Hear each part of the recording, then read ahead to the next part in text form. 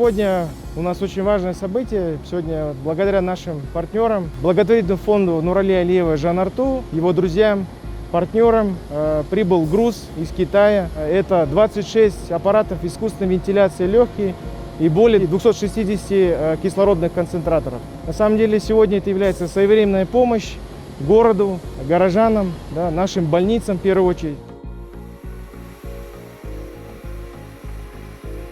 Когда началась пандемия, мы сосредоточили свое внимание на перевозке товаров медицинского назначения. В период с марта по август было выполнено более 25 рейсов и перевезено свыше 750 тонн груза для борьбы с пандемией. Только в июле мы перевезли более 1000 кислородных концентраторов из Турции и Китая по заказу общественных фондов.